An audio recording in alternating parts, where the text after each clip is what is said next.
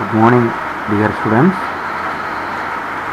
Today we are going to discuss another important aspects of microbiology of air, microbiological sampling of air. This is the another topic mentioned in your syllabus. And we have discussed in the previous class the most important form of the airborne particles that are causing lot of problems are aerosols, droplet nuclei and infectious dust. Among this, the aerosols such as that is the bacteria, fungi, virus and pollens, and these aerosols are characterized by either solid or liquid particles which are suspended in the air. Whenever you talk or cough, approximately 3000 droplet nuclei are generating. Similarly, whenever you sneeze, approximately 4000 droplet nuclei are generating. So the particles in a biological aerosol, generally they are less than 1 micrometer to greater than 550 micrometer in a diameter, which are generating. Then a single unattached organism or a mixture or a group or clumps of organism that is present in this particular aerosol. The vegetative cells of bacterial cell, viruses also present in the air, which are compared to bacterial spores and fungal spores, which are less in a number. And by analyzing this one, so it is very essential to identify and enumerate or sample the microbial flora that is present in a common indoor air. Okay, so the analysis of the bacteria or virus or fungi, both mold and yeast, are very much essential and one of the important parameter of environmental microbiology. And what are the important parameters which influences the growth of microorganism in the bioaerosol? Then the major parameters are the suspending medium, the medium in which it is suspending, and the temperature, the relative humidity, and the oxygen sensitivity, exposure to UV or electromagnetic radiation. So these are the major parameters that influence the growth of microorganism in a bioaerosol. And then coming to the microbial sampling of air. So why do you want to sample the microorganism present in the air, and what is the rationale of this sampling of microorganism present in air? And the microbial air sampling is mainly used to estimate the number and type of microorganism present in indoor air. Okay, the number and the kinds or types of microorganism that is present in the indoor air. So air sampling for the quality control, generally this is one of the important concern. We don't have a proper quality control for the uniform air quality identification. Okay, air sampling for quality control is problematic due to the lack of uniform air quality standards. And this indoor air quality standards or indoor air quality identification that affect so many parameters. The major parameters that affect the microbial sampling of air in the indoor environment are the indoor air trafficking, visitors entering the facility, temperature, time of day or year, relative humidity, relative concentration of particles of our organism, and performance of air handling system components. So these are the trafficking of indoor air, the people they are visiting, okay, the temperature and the exposure, the time of exposure, the time of day or year that is exposed, then the humidity, the relative humidity, the concentration of particle that is present in the air or microorganism, and the performance of the equipments or the handling system that is going to use for the air sampling. And what are the necessity? Why do you want to do the air sampling? What is the need for air sampling? There are so many parameters are important. Number one, to protect the product integrity, the food and the beverages that is commonly exposed to the air. Then the next one, the prevention of hazardous microorganisms present in the identification. Then the next one, to improve the quality and increase the microbial safety of the any component. Then the reduction of overall production of risk and expenses. Okay, reduce the risk due to microbial contamination. Then overall increase the quality control. Okay, so these are the major reasons why we want air sampling. Then what are the primary concern? What are the primary issues for the sampling of the air? The major concerns are the possible characteristics and condition of the aerosol. Okay, we have discussed aerosols are different groups. The characteristics and condition of aerosols are very, very important. Then including the size of the particle, relative amount of the particle, and concentration of the microorganism, and all other environmental parameters. So this is the one important concern. The next one is to estimate the type of sampling instrument and sampling time and duration. What is the instrument we are going to use, and what is the time, and what is the duration of the sampling instrument in which it will work. Okay. Then the next one, determine the number of samples to be taken. Okay, what is the number of samples? Whether we are taking only one sample or two samples or n number of samples, that will be a matter. Then ensure that adequate equipments and supplies are available. Okay, many of the time the adequate equipments and supplies will not be there. That is another important concern. Then next one, to determine the method of adequate standard assay that will ensure the ideal recovery of microorganism.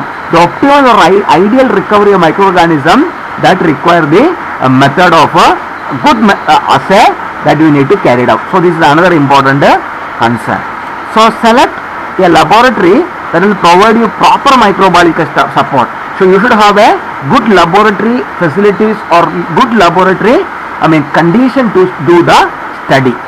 The next one is to ensure that the samples can be refrigerated if they cannot be assayed in the laboratory promptly. Okay, if the assay or analysis of the sample is not happened, then there should be a provision to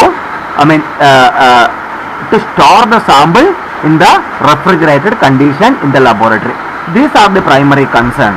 Based on this concern, the major methods for air samplings are, the major principles are, and the major approaches are impingement in liquid, impaction on solid surface, sedimentation, filtration, centrifugation, electrostatic precipitation, and thermal precipitation. These 7 approaches and principles are the major microbial methods for air sampling. Now we are going to discuss one by one in the form of a table. It is very easy for the comparison. So first one, impingement in a liquid. Okay, so impingement in liquid, the basic principle is the air draws through, they are drawn through a small jet and directed against a liquid surface. To a narrow cavity, they are passed through a tube or a narrow place, and it will reach to the liquid surface. Okay, so it is very much suitable for measuring the viable organism and concentration over the time. Okay, the viable microorganism and their concentration. Say for example, the aerosols contamination of a Legionella species is an excellent example. And what medium we are going to use here?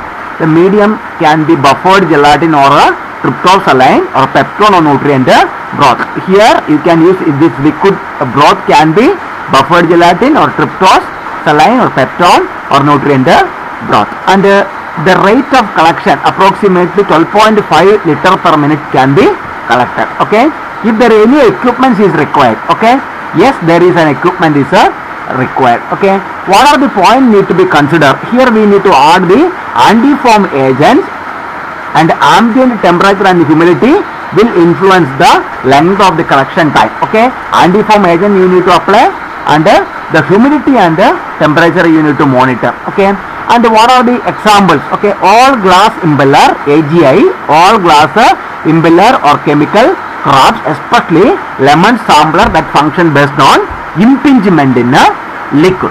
Next one, impaction on solid surface. Okay, here the principle is air draws into a sampler particle and deposit to a dry agar surface. Okay, here it is very much excellent method for studying the viable bacterial count, which that can be the size can be measured, and the concentration also can be measured with respect to a particular time. Okay, for example, the sampling of for Aspergillus species and other fungal spores can be done by using this particular process.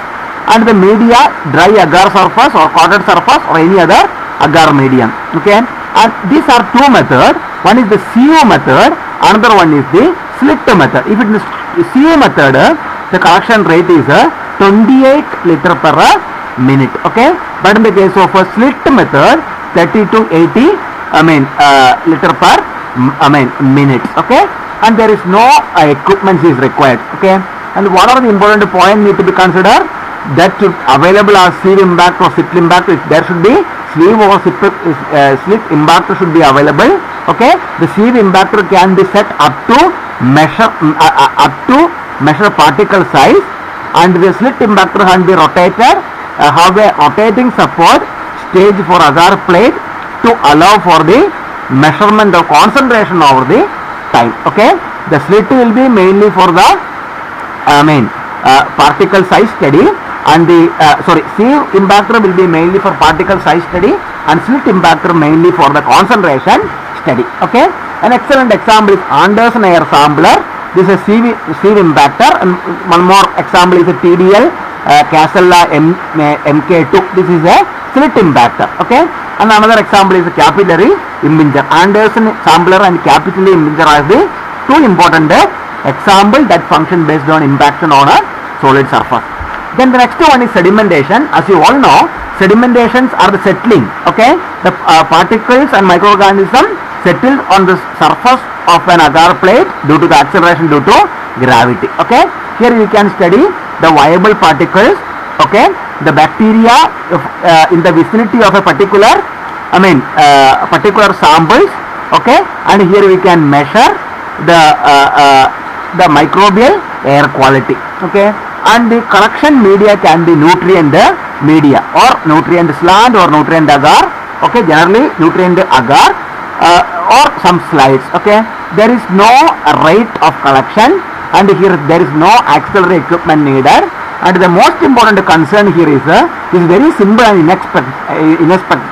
inexpensive, best suited for a qualitative sampling, and significant airborne fungal spores are too buoyant to settle efficiency for collection using this particular approach. Okay, because of the buoyant density, the fungal spores are adversely affected using this particular fungal spores are efficiently collected by using this particular method. Okay, and the method is mainly using for settling plate. Settling plate you can use for sedimentation. Then the next one is the filtration. So here filtration is the air which is drawn through a filter unit. The particle trapped approximately 0.2 micrometer pore size. There are two types of filter we can use: polypore filter and millipore filter. Polypore filter are the filter generally has larger pore size, 0.45 micrometer in diameter. But in the case of millipore filter, generally it will be having 0.25 micrometer pore size. Okay, this is mainly suitable for measuring the viable bacterial cells and the concentration. Okay, here we can study the Aspergillus, the spores related with several fungi such as Aspergillus, Penicillium, etc. and infectious dust also we can study. Okay, the medium can be used as a paper, cellulose, glass, wool, gelatin foam and membrane. Filter can be used. Okay, here the rate of collection is 1 to 15 L per minute. Okay, and there is no auxiliary equipment is required here. And the filter, the main important points need to be considered here. The filter must be agitated first in rinse fluid to remove and disperse the trapped microorganism. It should be first agitated with the help of a fluid to remove the trapped microorganism. And the rinse fluid is aside, then use the more sampling, dust and chemical approaches. Okay, there is no prototype is available for this particular method. Next one is centrifugation. Here aerosol subjected to centrifugal force, the principle, and the particle impacted on the solid surface. Okay, with the help of a centrifugal force, they are segregating the air particle and settled on a surface of a solid agar surface. So here also the viable particle can be measured, and the concentration of the particle also can be studied. Okay, here also we can study the bacterial and fungal spores we can study here. Okay, and the medium can be coated glass or plastic slides, and agar surface also can be used here. Okay, the rate of collection here 40 to 50 L per minute here, and there is auxiliary equipments are required because you require a high-end centrifuge. Okay, here in this case. Okay, the calibration, the points is calibration is difficult and it is done only by the industry. Okay, only the calibration can be done by for various industrial centrifuges. Calibration is done by only by the industry. Relative comparison of airborne contamination is in its general use. Okay, there is a relative comparison of airborne contamination is required for the general use. Okay, so the biotest or RCS plus are the prototype, or any other good ultra centrifuge also can be used. Then the next one is electrostatic precipitation. Another important method here, the air drawn over an electrostatically charged surface, so the particle become charged. So both gram positive and gram negative bacteria, they will be having a charge, and they will be, depending on the charge, they will be separated to a different electrolytically charged surface. So here also viable particle and viable organisms and their concentration over a particular time we can study. Okay, here the collection or the media can be used. The soil is a solid collecting surface such as glass or agar. Okay, and the rate of collection is 85 liter per minute, and there is auxiliary equipment is required because electrostatic precipitation equipment is required. And what is the point need to be considered here? The high volume sampling rate, that is a very important thing. The volume sampling rate is very, very high. Okay, and it should be handled very, very carefully. Okay, not practically used for healthcare setting, and this is not a good method, and it requires a lot of concerns and care. Okay, and here you will be having, there is no prototype for this particular method.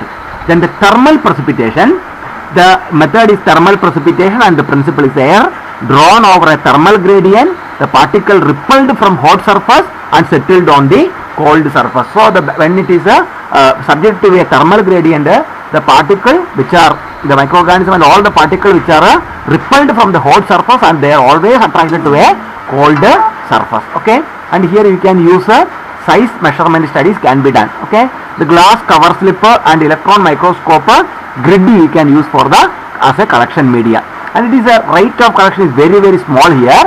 Here 0.003 to 0.4 L per minute. Okay, and here also you should have an auxiliary equipment it is required. And the very important points you need to consider: determine the particle size by direct observation, not frequently used because there is a complex adjustment and low sampling rate. Okay, because of the low sampling rate, as I said here, it is very low value and the very complex adjustments for this particular method. Okay, so that is why this is not an ideal method in many circumstances, and there is no prototype models are also available. And these are the important types of common sampler. So lemon sampler, as we have discussed, this is worked on impingement in the liquid. Here you can see a long capillary tube, and this capillary tube will go and touch in the surface of an agar sorry, an agar, I mean liquid medium. Okay, liquid medium.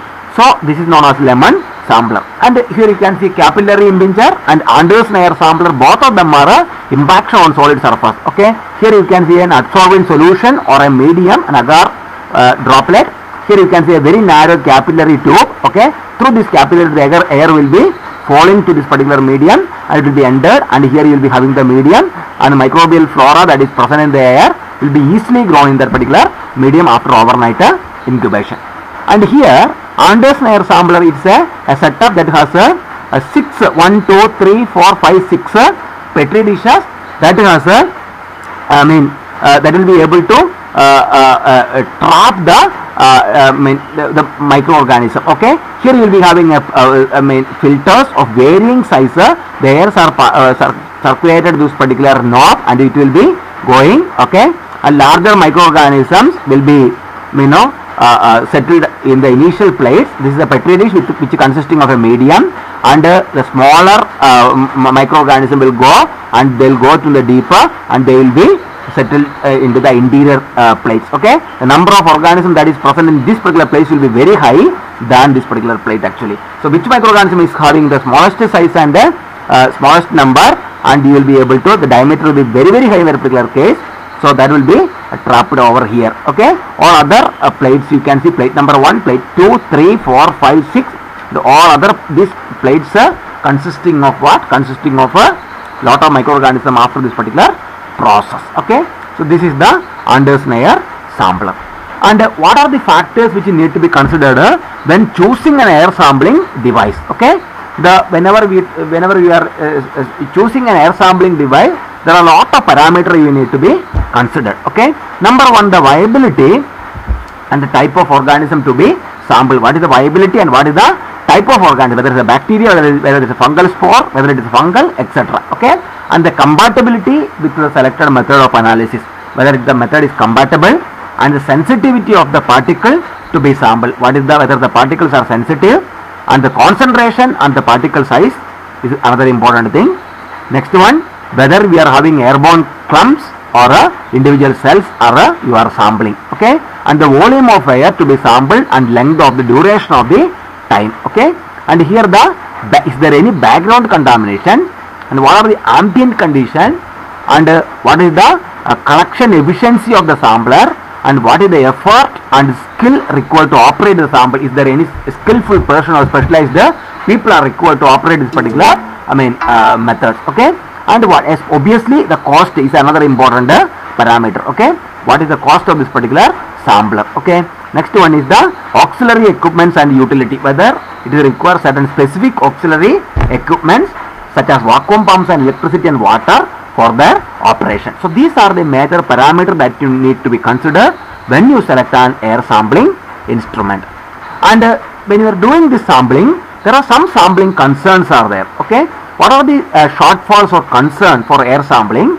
Sampling for bacteria required special attention because bacteria may present as individual organism or as a clumps or as a mixed with adhering to the dust. Okay, and it's an infectious dust. Okay, or covered with a protective coating of a dry organic or inorganic surface. Okay, the bacteria can be either in individual forms or in a clump or in an adherence form in the form of a dust. Okay, and covered with a protective coating. Okay, and certain type of sampler, example liquid impinger, will completely or partially disintegrate the clumps and large particles. Okay, this liquid impinger will be disintegrate the clumps or large particles. Okay, and the sampling result will therefore reflect the total number of individual organisms present there. Okay, the total number of individual organisms present there you will be getting. Okay, this is another concern.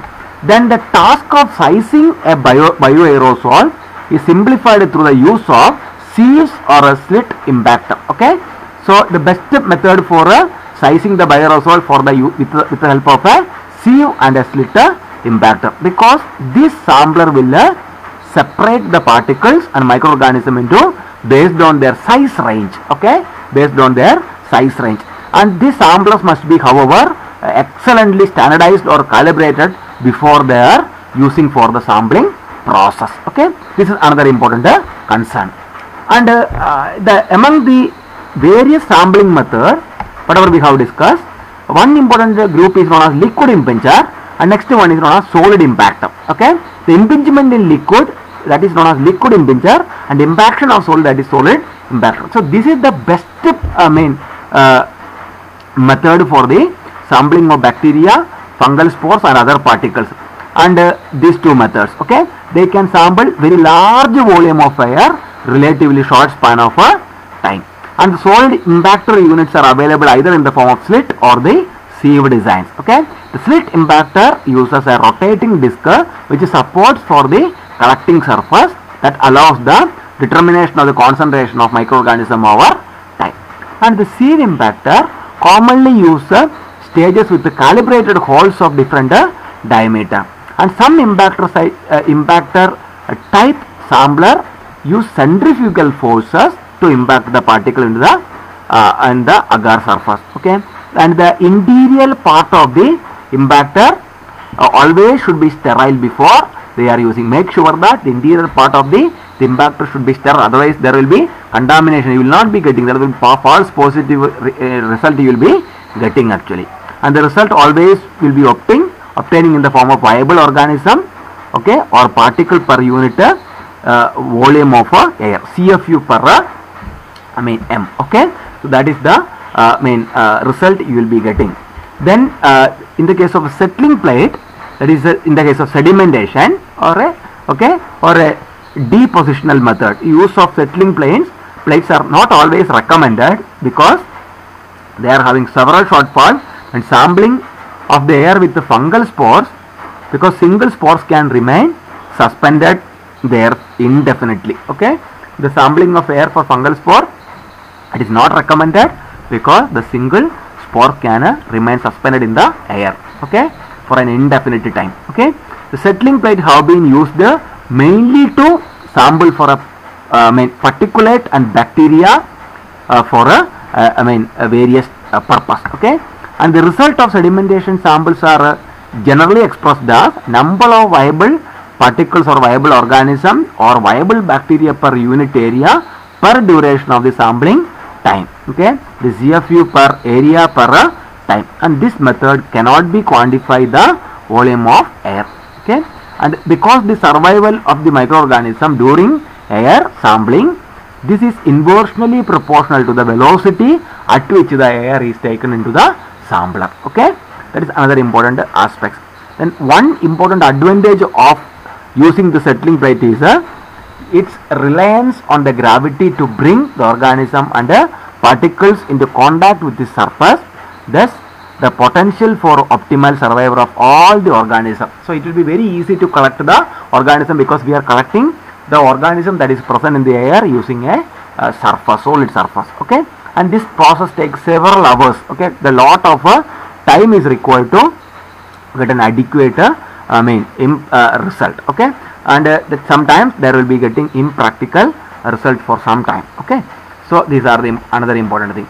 Now the future aspects of this air samplings are, although we are having so many methods for air sampling, no single methods are highly efficient to quantify the method. I have already told you the main problem is that we don't have an adequate standard to compare this particular result. Okay, no one types of sampler and assay procedure can be used to collect and enumerate 100% of error microorganism. 100% of error microorganism you cannot you will not be able to get. Okay, and although there are so many practices and methods are in methods are available, some newer techniques are also developing by the microbiologist. Okay, such as polymerase chain reaction. Okay, so this is an ideal approach for capturing and identification of microorganism present in the air. Okay, then the ELISA, okay, enzyme linked immunosorbent assay. This is another important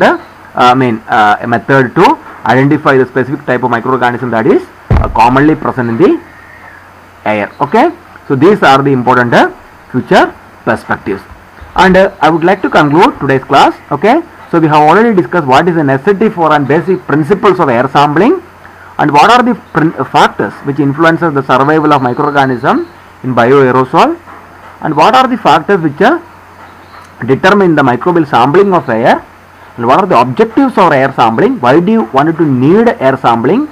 And what are the primary concerns of air sampling? Okay. And what are the major methods of air sampling? Okay. Mainly 6 methods: impingement in liquid, impaction on solid surface, okay, and sedimentation, filtration, centrifugation, electrostatic precipitation, and thermal precipitation. 7 important methods. Okay. And what are the factors need to be considered when choosing an air sampling device? Okay. And what are the sampling concerns? Then whenever we are using various samplers, what are the concerns? In the case of liquid impinger, what is the salient features and what are the concerns? In the case of solid impactor, what are the important concerns and what are the salient features? And how we will be using settling plate or sedimentation approach for the air, sanitation or air determination of air microorganism. And what are the future aspects? Okay, we are having, in addition to all the older technique, we are having newer technique in the case of air quality monitoring. Okay, especially the microbial flora that is present in the air can be monitored by methods such as ELISA and polymerase chain reaction. Okay, so these are the important methods, and I have taken the fundamental principles of bacteriology by A.J. Sally, okay, as the main reference. In addition to that, so many recently published review papers, okay, and some important textbooks that is already mentioned in the syllabus. Okay, so this is all the references. So thank you for watching today's class. Okay, if you are having any clarification, you can ask me. Either you can mail me or you can call me or send me the message. Okay, have a great time. I hope you understood.